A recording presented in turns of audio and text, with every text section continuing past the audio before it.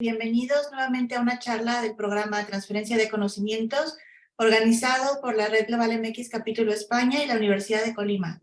Queremos dar las gracias a nuestros invitados el día de hoy, doctora Marta Alicia Magaña Echeverría, coordinadora general de docencia, maestro Carlos Alberto Montes Carvajal, delegado Campus Tecomán, maestro Mario Guillermo de Anda Chávez, director general de orientación educativa y vocacional, maestro Martín Jesús Robles de Anda, director general de educación media superior, maestro Jesús Omar Brizuela Padilla, director general de Educación Continua, al estudiante Camilo Alejandro García Morales, presidente de la Federación de Estudiantes Colimenses, maestra Gabriela Concepción Vargas Rueda, directora de CUBI, doctora Susana Aurelia Preciado Jiménez, directora general de Educación Superior, maestro Arturo César García Casillas, director de la Facultad de Medicina Veterinaria y Zootecnia, nuestro plantel anfitrión el día de hoy, la maestra Gabriela Núñez, presidenta de la Red Global MX España, doctora Adela Rendón Ramírez, vicepresidenta y coordinadora de Ciencia, Tecnología, Innovación y Academia, miembros y amigos de la red, directores de facultades de la Universidad de Colima, estudiantes de diversos programas educativos que nos acompañan por Zoom, así como por Facebook Live. Me gustaría ceder la palabra ahora al maestro Arturo César García Casillas, director de la Facultad de Medicina, Veterinaria y Zootecnia, por favor.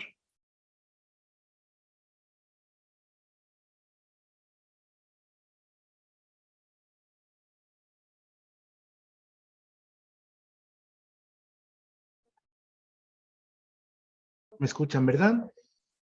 Sí, lo escuchamos. Es un verdadero gusto para nosotros aquí en la Facultad de Medicina Veterinaria y Zootecnia recibir a la doctora Alondra Escudero Castellanos y participar con ustedes en la red global con la conferencia El silencio de los genes, impacto en la respuesta terapéutica de células de cáncer. El cáncer es una patología compleja y multifactorial. Es tan así que a pesar de los avances quirúrgicos y del desarrollo de los nuevos fármacos que se tienen en la actualidad, el pronóstico de los pacientes con cáncer no ha mejorado significativamente. Por lo tanto, la humanidad requiere desarrollar nuevas intervenciones terapéuticas que aseguren un tratamiento viable y efectivo contra esta enfermedad. En este sentido, investigadoras de la talla mundial como la doctora Alondra Escudero Castellanos utilizan el conocimiento del genoma viral, de su función, la replicación y los mecanismos de infección que tienen en las células tumorales para desarrollar una terapia génica viral que puede ser una excelente alternativa, una herramienta ideal para el tratamiento del cáncer. A partir de la introducción de ácidos nucleicos en células y de reemplazo de material genético defectuoso o perdido para tratar o curar esta patología. Sin mayor introducción, es para mí un verdadero honor contar con la participación de la doctora Alondra Escudero Castellanos y a nombre de toda nuestra comunidad académica en la Facultad de Medicina Veterinaria y Zootecnia, le damos la más cordial bienvenida. De antemano, doctora Alondra, gracias, la audiencia es toda suya. Muchas gracias, maestro García Casillas. Muchísimas gracias por sus palabras y antes de cederle la palabra a nuestra ponente, me voy a permitir leer su semblanza. Ella es doctora en ciencias de formación bióloga. Obtiene su maestría en ciencias de la salud con su investigación en ingeniería de tejidos. Se inició en el campo de los radiofármacos en el Instituto Nacional de Investigaciones Nucleares y en la Facultad de Medicina de la Universidad del Estado de México, donde obtuvo el doctorado con el proyecto de investigación biomédica de radiofármacos oncoteranósticos. Posteriormente realizó un postdoctorado en el área de medicina nuclear en el laboratorio de radiofarma de la Universidad de Berna en Suiza. Pertenece al Sistema Nacional de Investigadores CONACYT, nivel candidato, y actualmente se encuentra realizando un postdoctorado en la Facultad de Medicina de la Universidad Autónoma del Estado de México con la doctora Keila Isaac Olive y la doctora Liliana Aranda. Y sin más, es un honor tenerla con nosotros el día de hoy y le cedo la palabra, doctora Alondra Escudero, por favor. Muchísimas gracias, Claudia. Muchísimas gracias al director por la gran presentación que han introducido bastante bien al tema que vamos ahora, ¿no? Muchas gracias, Claudia, por la oportunidad, ¿no? De la transferencia, de poder participar con ustedes en la transferencia de conocimientos. Les voy a compartir la presentación.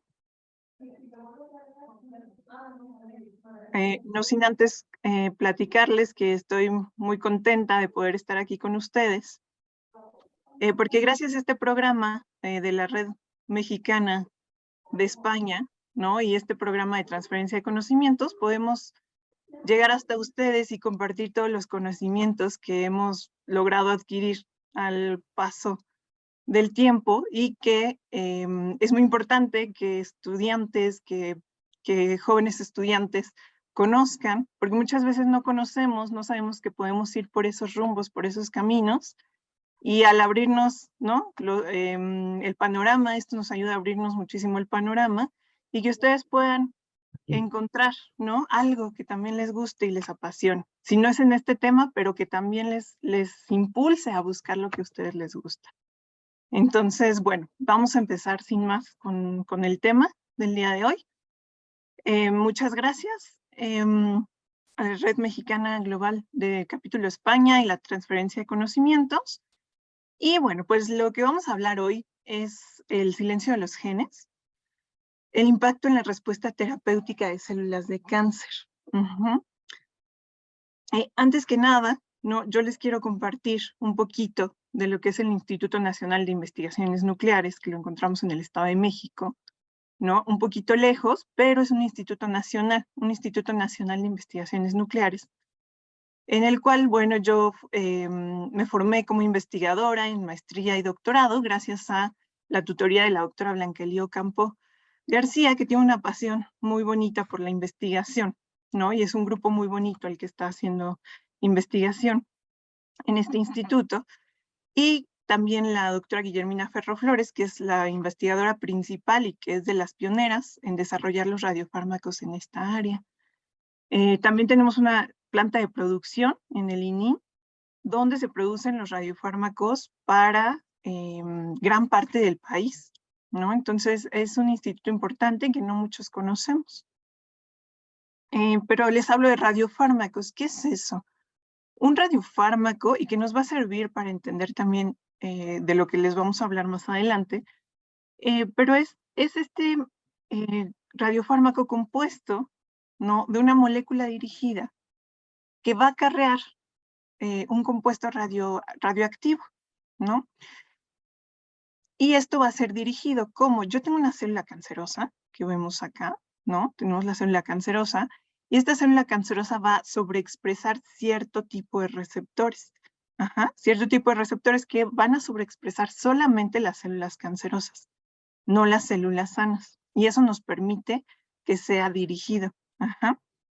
Esta proteína, es la proteína blanco, se genera una molécula dirigida que va a unirse a esa proteína blanco. Y tenemos un conector que nos permite transportar un compuesto radioactivo. Esto puede ser compuesto radioactivo, pero también podemos incluir material genético o fármacos, por ejemplo, para quimioterapia. Incluso terapias combinadas. Actualmente, para tratar cáncer, lo más ideal es una terapia combinada. Ya una terapia sencilla ya no es tan efectiva. ¿Por qué? Porque hay resistencia de las células cancerosas, que es lo que se ha visto, ¿no? Entonces, bueno, podemos transportar todo esto, ya sea material radioactivo, material genético, fármacos, entre ellos fármacos para quimioterapia, sobre todo para tratar cáncer en este caso. Entonces, cuando hablamos de estas proteínas blanco, pueden ser, estamos hablando de carbohidratos, anticuerpos, péptidos, proteínas o pequeñas moléculas. Estos nos van a servir de receptores para que pueda llegar mi tratamiento. Y entonces así, llega por el torrente sanguíneo y a través de esto, este torrente sanguíneo va a llegar a la célula, perdón, a la zona tumoral y se va a quedar ahí para ejercer el efecto de radiación en las células de cáncer. La radiación, ¿cómo es que nos va a ayudar? La radiación lo que va a hacer es entrar a la célula y generar ionizaciones que van a generar rupturas en las moléculas de ADN de nuestra célula. Estas rupturas, al ser una gran cantidad, no van a poder ser reparadas y la célula se va a enviar a apoptosis. Y de esa forma, entonces, el tumor va siendo más pequeño. pero nos encontramos de que existe la radioresistencia, ¿no? Las células empiezan a lograr reparar el ADN y ya no mueren. Entonces, de ahí que se necesitan terapias combinadas, entre otras cosas. Así vemos un radiofármaco, ¿no? Más fórmula química, donde vemos el inhibidor de PESMA, que le llamamos IPESMA, que va a ser el que se va a unir a un receptor. Y en este caso tenemos dos. Aquí se va a unir IPESMA y se va a unir bombecina. Bombecina se va a unir a otro receptor y de esa forma se está intentando también favorecer que llegue a la zona tumoral. Bombecina, por ejemplo, lo encontramos en etapas tempranas de cáncer, el IPESMA en etapas tardías de cáncer. En este caso está más dirigido a cáncer de próstata o cáncer de mama. El IPESMA está expresado en el 95% de cáncer de próstata, por ejemplo, ¿no? Entonces tenemos el conector, tenemos el quelante que nos va a ayudar a unir el radioisótopo y entonces transportarlo a la zona del tumor. Así es como lo vemos más en fórmula química. Y esto es como se ve, ¿no? Aquí vemos el radiofármaco combinado, IPESMA-bombecina, que cuando está simple o sencillo, no siempre va a estar detectando a los tumores. En este caso, el combinado, tanto en la etapa temprana como en la etapa tardía, va a estar detectando los diferentes fenotipos de cáncer.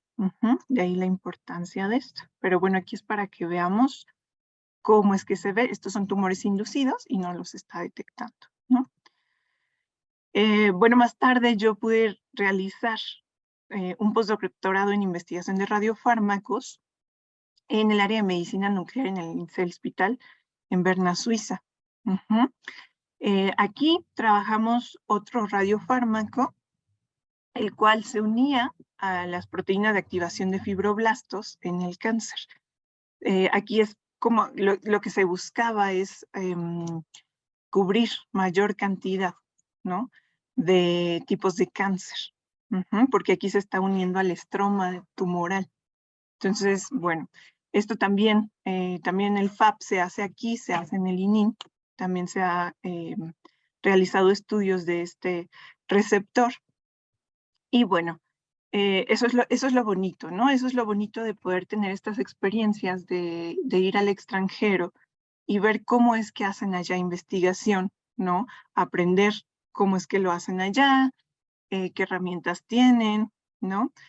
Y aplicarlo también cuando regresamos acá a nuestro país, ¿no? Que yo he tenido la oportunidad ya de poder regresar. Entonces, en los radiofármacos, algo importante, que nos van a servir tanto para tratamiento como para diagnóstico. Aquí estamos viendo cuando el radioisótopo que se utiliza no genera un haz de ionización muy grande, es más pequeño, va a ionizar de forma más fuerte a las células cancerosas que se encuentran alrededor. En cambio, hay otros tipos de radioisótopos que van a salir del cuerpo, tienen longitudes de onda que nos permite que salgan del cuerpo y detectarlo a través de ciertos equipos especializados para poder generar imágenes. Y entonces esto nos ayuda a que sirva de diagnóstico.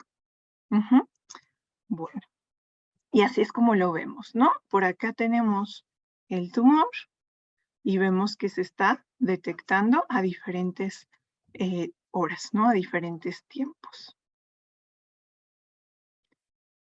Actualmente he encontrado también esta investigación de nanosistemas de liberación específica gracias a la doctora Keila Isaac Olivé, a la doctora Liliana Aranda y el doctor Enrique Morales en la Universidad Autónoma del Estado de México, los cuales realizan estos nanosistemas de liberación para poder llegar a las zonas tumorales y poder transportar ya sea material genético o quimioterapia.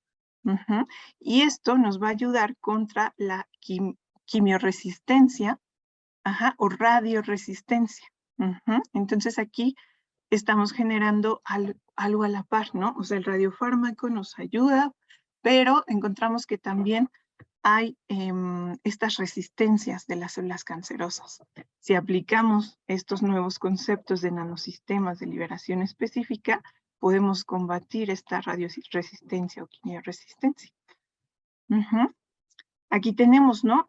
Es un desarrollo de estos nuevos nanosistemas para liberación específica de un componente genético en células cancerosas para terapia génica y, como les comento, adyuvante en radioterapia o quimioterapia, ¿no? Entonces, lo interesante de los nanosistemas es que pueden ser de muchas, pueden ser nanocápsulas, micelas, liposomas, nanopartículas de oro, que me pueden decir, bueno, que podemos ver, más adelante les voy a comentar cuáles son las aplicaciones, ¿no? Que también tenemos en veterinaria, porque sé que estamos dirigidos en esta facultad a veterinaria, pero es muy importante porque tenemos grandes aplicaciones en veterinaria también, ¿no? Entonces, bueno, estos pequeños nanosistemas pueden llegar a las zonas tumorales, porque no solo es para cáncer, también sirve para otros tratamientos. Para otros tratamientos que querramos llevar un fármaco a una zona específica, ¿no? Eso es lo bueno de estos nanosistemas. Entonces, bueno, les voy a hablar un poquito de lo que son los biofármacos, que es un producto medicinal terapéutico, ¿no? Los biofármacos es cualquier producto medicinal terapéutico, profiláctico de diagnóstico in vivo, cuyo principio activo es de naturaleza biológica y es producido por biotecnología. Estos medicamentos biotecnológicos vamos a encontrar a los biofármacos. Y bueno, tenemos muchos tipos de estos biofármacos en los que encontramos estos nanosistemas, ¿no? Estos vectores que nos van a permitir llevar material genético. Es importante aquí, lo que quiero destacar es que si nosotros conocemos, ¿no?, las causas moleculares de la enfermedad, nos van a permitir desarrollar una nueva técnica de diagnóstico o medicamentos innovadores que lleguen a blancos moleculares específicos, zonas específicas que yo quiero llegar, ¿no? Y que no me dañe alrededor, que no me dañe mis células sanas, como lo hace la quimioterapia sola, ¿no? Entonces, a partir de la investigación de estos procesos moleculares, se pueden encontrar soluciones para dicha enfermedad. Entonces, bueno, las técnicas, el conocer también qué técnicas más avanzadas existen, nos permiten conocer a fondo la biología molecular y los mecanismos genéticos defectuosos que nos van a intervenir en las enfermedades. Aquí hablamos un poco también de medicina personalizada. Es decir, ¿no? Hemos descubierto que no todos los tratamientos funcionan para todas las personas, ¿no? Nos hemos dado cuenta que ciertas personas respondían al tratamiento y ciertas personas no. ¿Por qué? Bueno, pues porque estas personas expresaban cierto receptor en sus células cancerosas, pero nos hemos dado cuenta que no todas las personas reaccionan igual. Tenemos fenotipos diferentes, actuamos y respondemos diferente, ¿no? Entonces, tenemos que encontrar para aquellas personas que no funciona ese tratamiento, hay que encontrar otro tratamiento que sí funcione para ellas, ¿no? Entonces, de ahí viene, antes nada más el enfoque tradicional era un fármaco y se acabó, ¿no? Actualmente sabemos que para el mismo padecimiento depende de la persona y depende de su expresión de receptores, entre otras cosas, nos van a servir diferentes medicamentos. Bueno, aquí les voy a presentar esta disminución de la expresión génica por interferencia del RNA mensajero. Vamos a entrar un poquito a detalle en esto a través de los siRNAs. ¿Pero qué son los siRNAs? Bueno, los siRNAs son secuencias genéticas de 21 a 25 pares de bases de RNA de doble cadena que van a conducir a la interferencia del RNA como un mecanismo transitorio de silenciamiento de genes. Vamos a silenciar los genes sin entrar al núcleo. Ajá, ¿cómo lo hacemos esto? Pues a través del RNA mensajero. El RNA mensajero del gen sale y gracias al siRNA logramos destruirlo. Ujú. ¿Cómo? Pues vemos aquí en la imagen, ajá, entra el siRNA, se puede lograr transportar a través de estos nanosistemas que les comento, ujú, se une a una molécula que le va a ayudar a este complejo, se hace un complejo siRNA-RISC, ajá, que le va a ayudar a desdoblar esta doble cadena, ujú, y de esta forma unirse al RNA mensajero del gen que yo quiero silenciar. Ajá. Tiene una secuencia específica que nos permite hacer esto. Llega, encuentra el RNA mensajero complementario y lo degrada, lo rompe.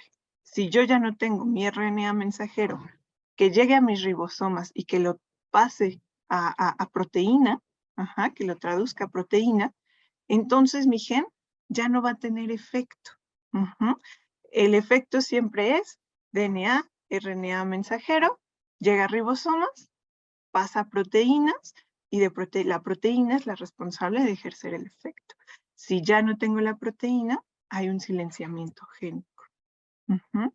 Mientras esté presente este siRNA, ¿no? Por eso nos dice, es un mecanismo transitorio de silenciamiento de genes. Pero ¿para qué podría ser útil esto, no? ¿Para qué lo podríamos utilizar? Bueno, bueno, antes que nada aquí lo tenemos un poquito más expresado, ¿no? Cómo llega naturalmente, ¿no? Esto se encuentra en el ARN viral. Nuestro cuerpo lo utiliza para que ARN exógeno o ARN viral que entra a nuestro cuerpo sea degradado y no nos afecte. Ajá. De esta forma es como lo tenemos naturalmente en nuestro cuerpo. Y entonces, tras muchas investigaciones, se ha descubierto que lo podemos utilizar para silenciar genes, ¿no? Entonces, bueno, ¿cómo lo podremos utilizar? ¿Cómo ustedes creen? ¿No? ¿Cómo podríamos utilizarlo? Quizá, ¿no? Para silenciar alguna proteína, un oncogen, ¿no? Un gen que provoca que las células se vuelvan cancerosas. ¿Qué tal que silenciar alguna proteína aberrante? Uh-huh. Silenciar genes de reparación de ADN.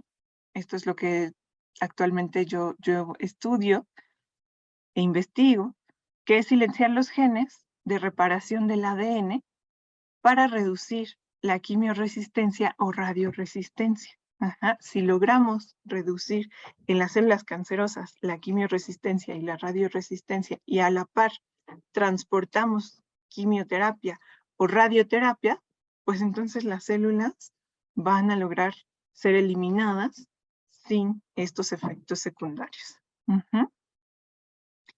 Sin embargo, bueno, como en todos lados tenemos retos, ¿no? Hay retos para poder desarrollar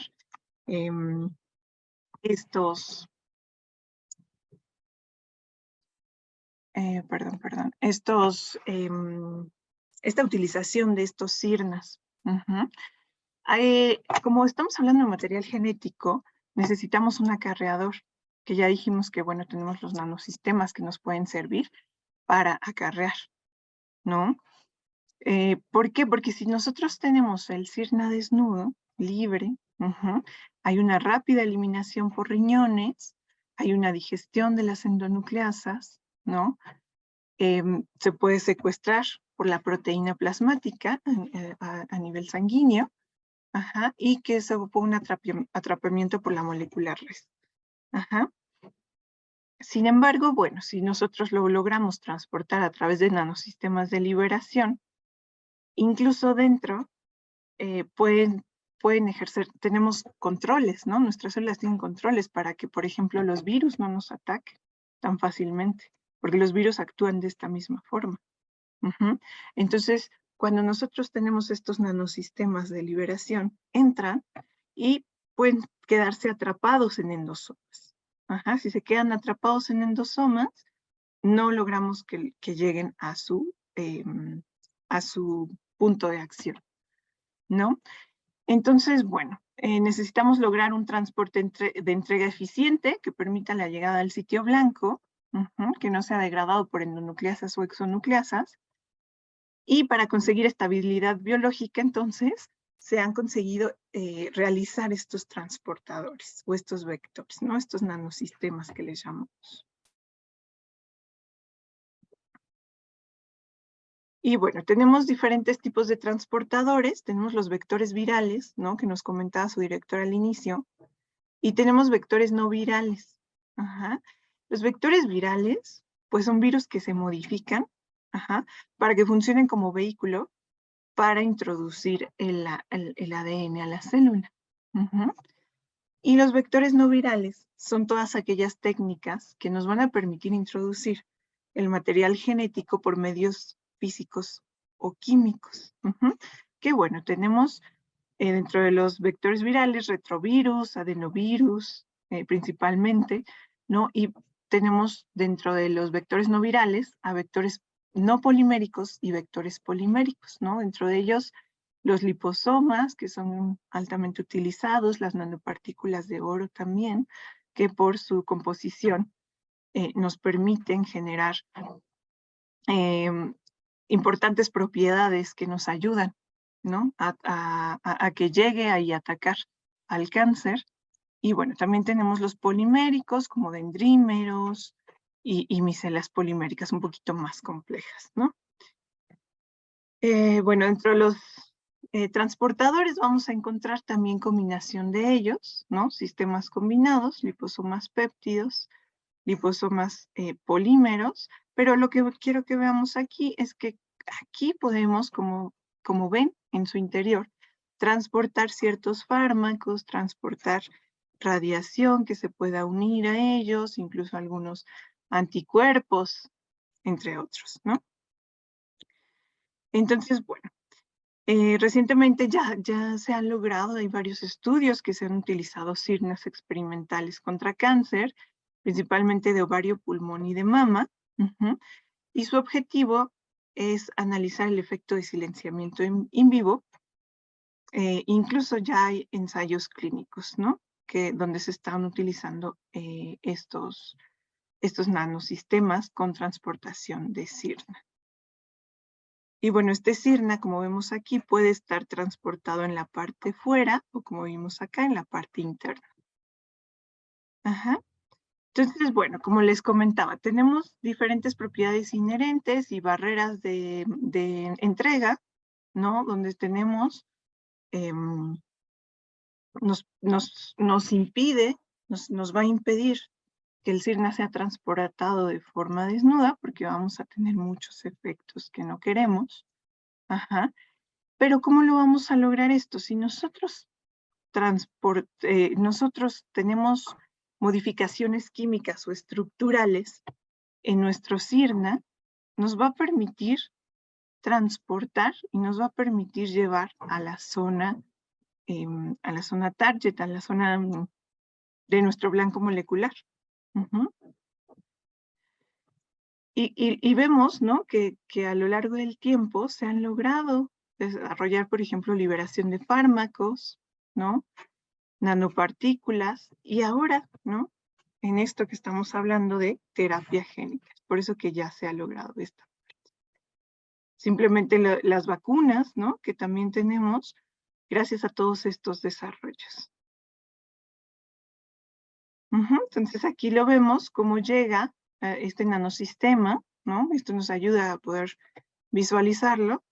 Llega al receptor y entonces entra, aquí tenemos la bicapa lipídica de una célula y entra al interior celular para poder ejercer su efecto. Aquí tenemos un ejemplo de un nanosistema en donde tenemos el fármaco, el sistema de transporte, ¿no? Incluso podemos llevar también otros agentes citotóxicos. Y bueno, importante, un agente direccionante, como les comentaba, el ligando que se va a unir a la célula cancerosa. Entonces, la entrega de sirnas a través de nanopartículas dirigidas, esto se aplica vía intravenosa, viaja, ¿no? a nivel sanguíneo, y estos nanosistemas acarreadores van a llegar, van a ser transportados a la zona tumoral. Como se dan cuenta aquí, ¿cómo es que llegan a esta zona tumoral? Nosotros tenemos las células epiteliales, pero cuando hay cáncer, estas células epiteliales no están completamente unidas, están un poquito, ligeramente más separadas. Y eso nos ayuda a que los nanosistemas logren pasar a través de estas barreras, de estas células epiteliales, e ingresar a la zona tumoral, ¿no? Entonces ingresan a la zona tumoral, se pueden encapsular fármacos, material genético, incluso medicamentos de plantas, ¿no? Y ejercer su efecto directamente en las células tumorales. Entonces aquí vemos también otro ejemplo, ¿no? Donde está llegando por vía sanguínea, los sistemas de entrega, ingresan y entregan el material genético, entregan los fármacos, de esta forma se ve. Y nos generan, pues, estas muertes celulares. Y entonces sí, el tumor va logrando ser más pequeño. Aquí tenemos un ejemplo de nanosistemas acarreadores, donde tenemos la entrega de estas moléculas genéticas, pero también, por ejemplo, tenemos el paclitaxel, que es un quimioterapéutico, ¿no? Ingresa, se libera la quimioterapia, ejerce su efecto directamente en la célula, no generando daño en las células sanas, sino en las células tumorales. Y a su vez el sirna hace su efecto y entonces nos permite que la célula se vuelva más sensible a la quimioterapia, ¿no? Y entonces provoca una apoptosis, una muerte celular, ¿no? Mucho más efectivo que si solo llevamos probablemente quimioterapia y que empiecen a ser resistentes las células. Entonces, bueno, la entrega de sirna a través de estas nanopartículas dirigidas.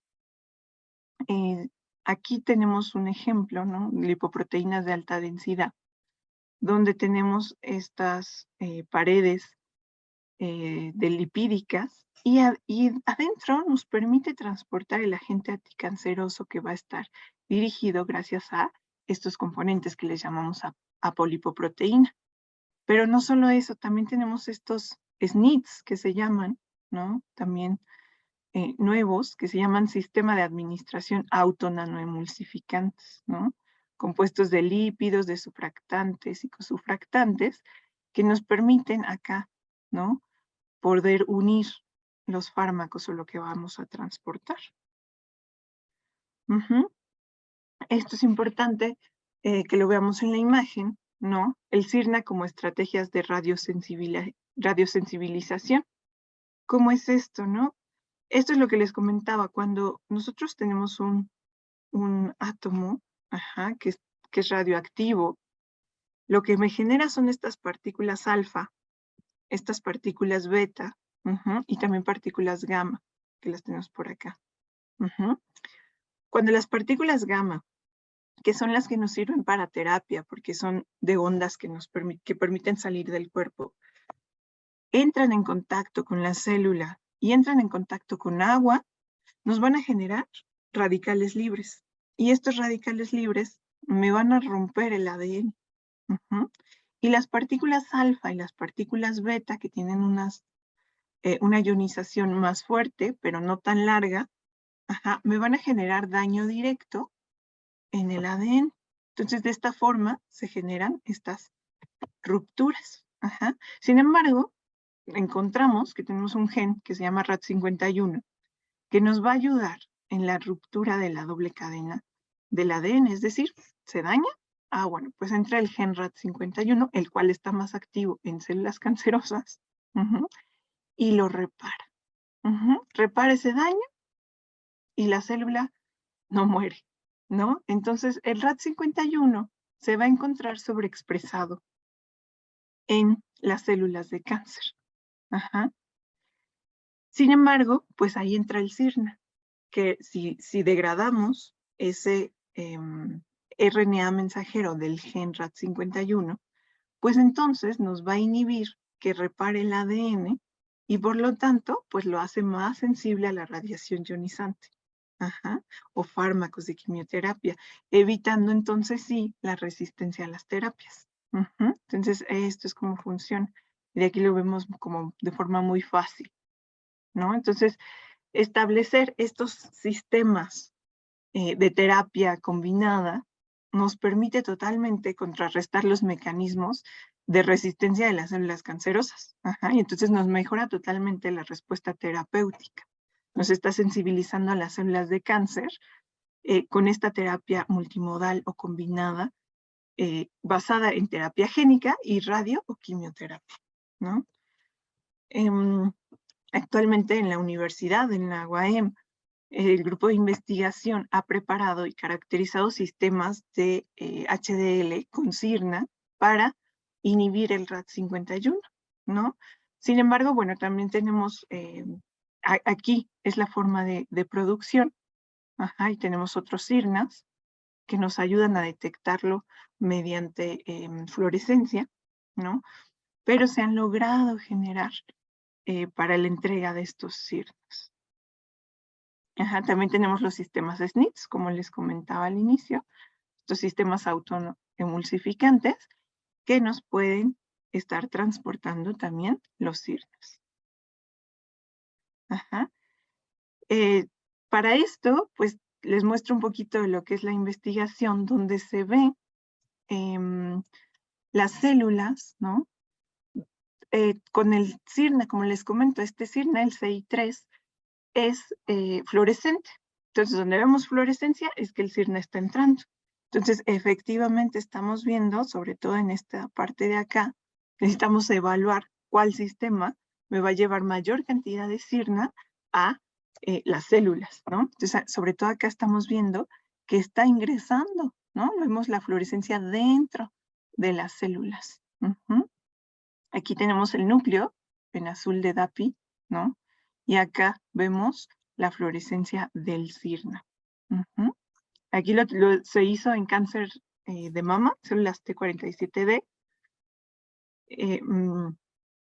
lo cual nos está indicando, ¿no? que es adecuado para células de cáncer de mama.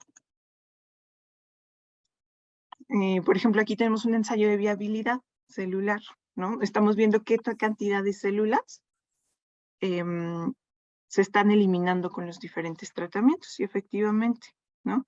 Aquí vemos un tratamiento solo con radiación, ¿no? Mayor radiación, mayor muerte.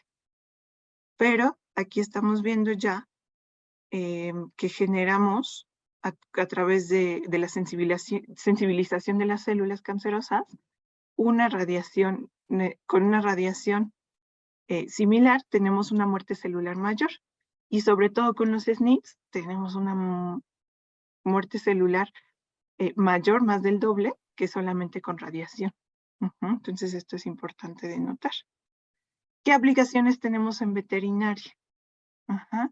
Bueno, pues pude yo encontrar, ¿no? que existen gammagrafías tiroideas. Tenemos radiofármacos que se utilizan para veterinaria, ¿no? Tenemos gran investigación en esto que podemos aplicar.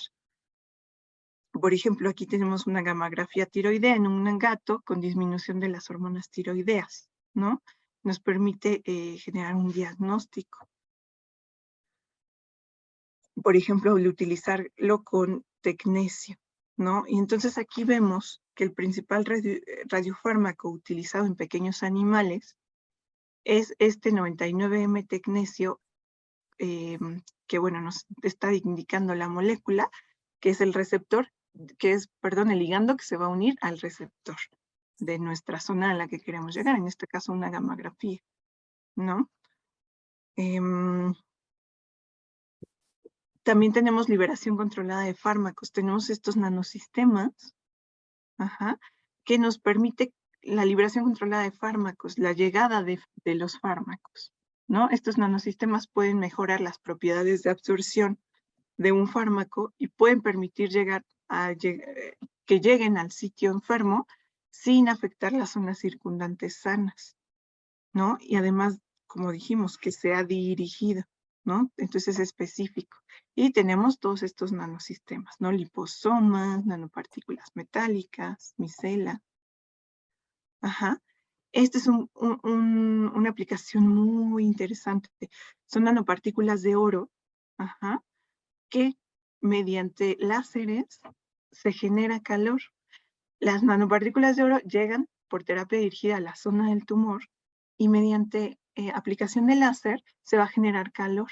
Y este calor va a provocar que haya muerte celular en la zona tumoral. Entonces, aparte de transportar el fármaco, puedo también aplicar láser que me genere calor y que me genere muerte celular, ¿no? Entonces, aquí nos enseña cómo, por ejemplo, con doxorubicina, un fármaco y aparte aplicando calor, pues el tumor empieza a ser más pequeño, ¿no? También, por ejemplo, hay nanopartículas que pueden llegar a la zona tumoral y marcar de forma fluorescente, de tal forma que puede ser extirpado un tumor, ¿no? Células de cáncer de colon, y entonces puede ser extirpada la zona donde están las células cancerosas sin llevarse de más tejido sano, ¿no? Esta es una importante aplicación que he escuchado últimamente para cirugías. Uh-huh. Y bueno, por último, no me queda más que dejarles un mensaje que me gusta mucho, que dice que en la vida, en lo general y en lo particular, pues nos enfrentamos a diferentes situaciones que necesitan ser resueltas y normalmente los llamamos problemas. Uh-huh. Pero en realidad son retos que se nos presentan para encontrar una alternativa de solución, ¿no? Como es todo esto que vemos, bueno, no tenemos cura para algo, pero no es un problema, es un reto, ajá, que se nos presentan para encontrar una alternativa de solución. Como sabemos, pues no es fácil y se necesita tener una base inicial, que claro, surge un pensamiento de un análisis, ¿no? Vamos a ver el análisis de la biología molecular para encontrar la solución, ¿no? Y de experiencia y trabajo realizado en campo. Entonces, pues ahí lo tienen, miles de preguntas por ser resueltas, que espero haberles generado un poquito de cosquillita en alguna de ellas. Y les agradezco mucho, mucho su atención. Muchísimas gracias, doctora Alondra Escudero. Ha sido un placer escucharla, darnos luz sobre las nuevas técnicas para combatir esta enfermedad, ¿no? Que llevamos ya tantos años tratando de disminuir los efectos adversos que tiene tanto en personas como en animales. Y bueno, tenemos aquí una primera pregunta de Inés Margarita Gutiérrez. ¿Hay alguna relación en el conteo alto o bajo de hemoglobina y el cáncer? Mire, la verdad, hablando así de hemoglobinas, lo desconozco. En el cáncer, sí lo que puede provocar es una cantidad reducida de linfocitos. O sea, si nosotros tenemos cantidad reducida de linfocitos, sí puede ser generado por radiaciones excesivas, por ejemplo, ¿no? Pero hemoglobina y cáncer, eso sí lo desconozco. Sí, y luego, ¿a qué se debe que una célula cancerosa muestre resistencia a las radioterapias o quimioterapias? Claro, pues precisamente esto que comentábamos aquí, ¿no? La radioresistencia se va a generar cuando tenemos genes que nos están ayudando a reparar el ADN. Sí, y estos genes normalmente los sobreexpresan las células cancerosas. Curiosamente, por eso es que no mueren y se empiezan a replicar en gran cantidad y por eso se genera el tumor, ¿no? Son células aberrantes. Entonces, al tener estos genes, nos genera esta resistencia, radioresistencia o quimioresistencia. Sí, si alguien también en la sala tiene alguna pregunta, puede levantar la mano y con gusto le cedemos el micrófono.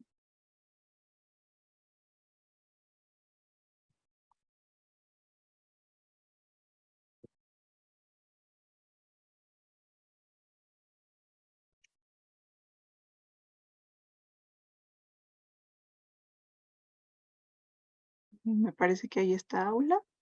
Sí, en el aula, por favor, si pueden acercarse o para hablar alto y que los podamos escuchar. Hola, buenas tardes. ¿Te puedes acercar un poquito más para que te escuchemos mejor, por favor? Ok, buenas tardes. Bueno, primeramente felicitar a la doctora, ¿no? Por su plática, pues muy buena, la verdad. Aunque bueno, de repente aquí con los alumnos de veterinaria, como no están muy relacionados con el cáncer, pues hay términos que de repente pues no entienden mucho, ¿verdad? Yo soy profesor de aquí por horas y trabajo con el Instituto de Cancerología del Estado de Colima.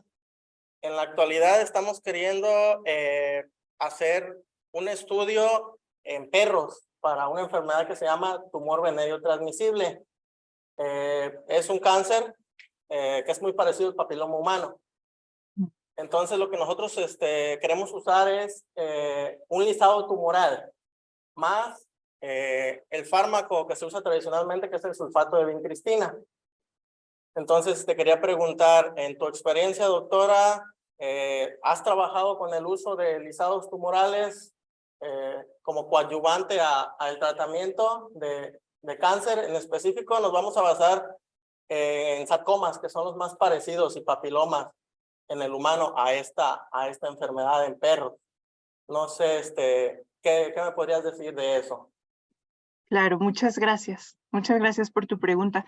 Sí, efectivamente, ¿no? Los lisados tumorales los he visto más con respecto a cáncer para, por ejemplo, colocar y presentárselos a células dendríticas, ¿no?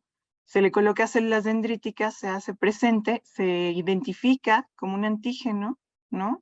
Y como algo extraño, y lo que genera es que el sistema inmune, ¿no? Se vuelven a inyectar esas células dendríticas al paciente, y lo que ocurre es que el sistema inmune empieza a atacar a las células cancerosas, ¿no? Eso es como lo que yo conozco sobre lisados tumorales.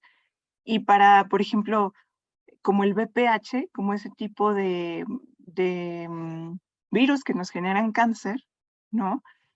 Hay muchos desarrollos ahora con vacunas con nanosistemas de los que comentábamos, donde se provoca o se genera el transporte, ¿no? de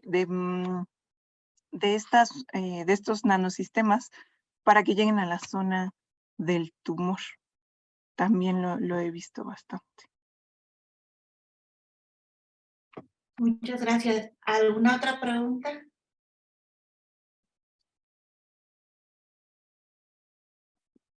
Sí, había levantado mi mano, si me lo permiten a mí también. Sí, claro que sí. Adelante.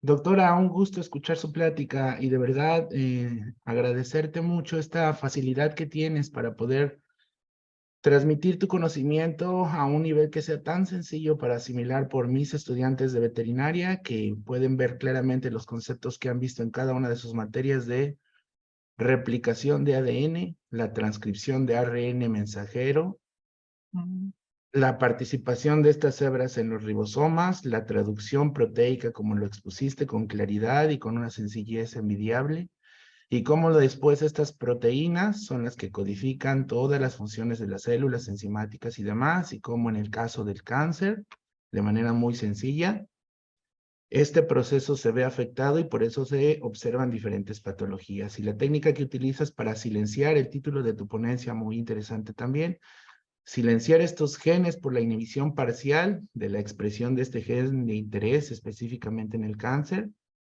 con su correspondiente inhibición en la traducción proteica a nivel ribosomal, y evitas esta expresión de la patología.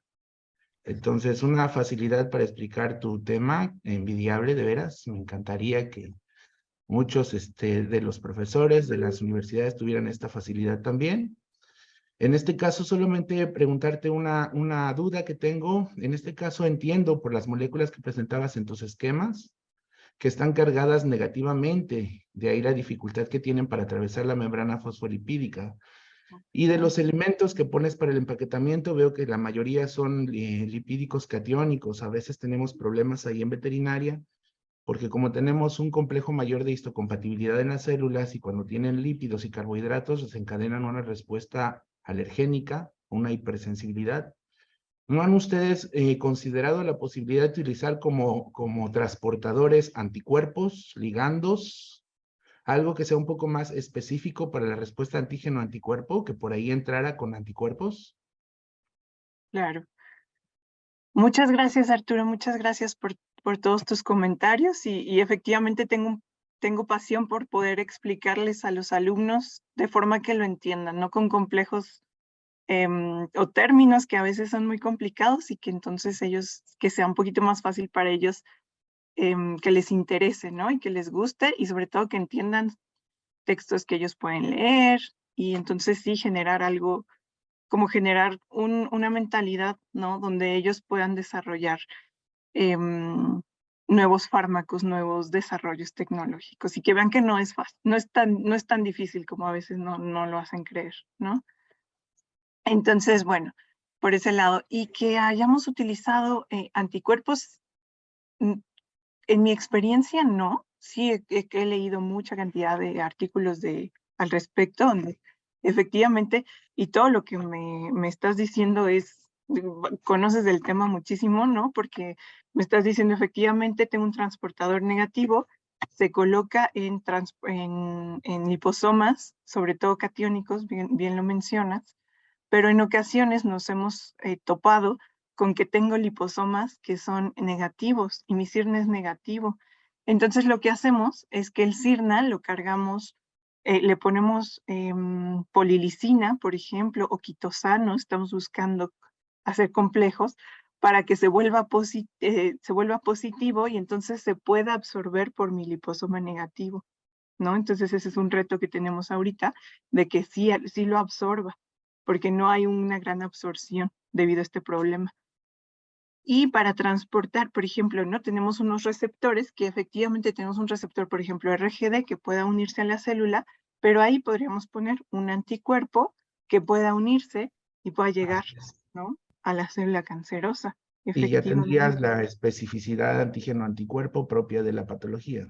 Exactamente, y nos podría ayudar de gran Así es. manera. Puede ser un receptor que podríamos utilizar, que en este caso hasta ahora no lo hemos considerado, pero efectivamente se podría utilizar. Gracias, doctora. Pues nuevamente una felicitación por tu ponencia y estoy al contacto de información contigo. Gracias. Claro que sí, ahí les dejo mi contacto para cualquier persona que guste contactarnos y generar colaboraciones, o incluso los alumnos, si tienen alguna pregunta, con toda la confianza, escríbanme. Si tienen inquietud por realizar, tener una experiencia en el extranjero, hay muchas oportunidades, chicos, que se pierden. Entonces, de verdad, hay manera de encontrarlas y cuando gusten pueden contactarme ahí a mi correo. Muchas gracias. Tenemos otra pregunta más en el chat. ¿Hay nutrientes que nos pueden ayudar de manera genérica a prevenir los tumores o el cáncer? ¿Hay evidencias que el consumo de determinadas plantas o animales de manera empírica favorece la cura del cáncer?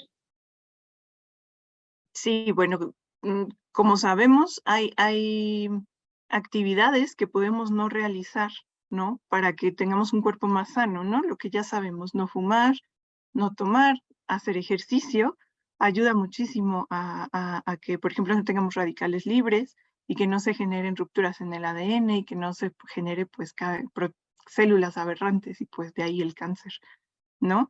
Sí sabemos también que hay ciertos alimentos, por ejemplo, muy importante que yo sepa, el brócoli, que tienen componentes que son sobre todo antioxidantes.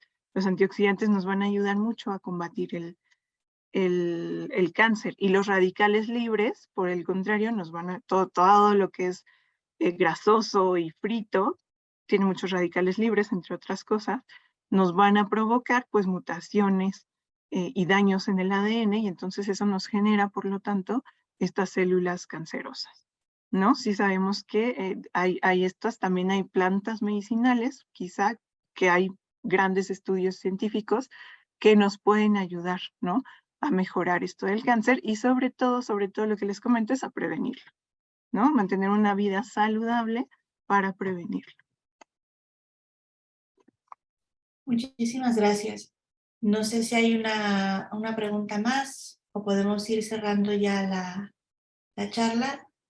A mí, antes de presentarle la ponencia, me gustaría agradecerle porque, como bien dice el maestro Arturo, además de la claridad con la que ha expuesto el tema a los estudiantes, pues es muy importante esto último que usted ha mencionado también con respecto a las oportunidades que se pierden, ¿no? Siempre es bueno salir, ver qué se hace en otros países, aprender y de igual manera es importante volver a México y aplicar todo lo que hemos aprendido para ayudar también tanto a nuestros compatriotas pues como a los animales que también ¿no? forman parte de nuestro ecosistema. Eso es algo muy importante que muchas veces pasamos por alto, ¿no? Y que creo que es algo que los estudiantes pues tienen que tener presente a la hora de fijar sus metas profesionales y personales también. Así que, pues bueno, voy a compartir la pantalla.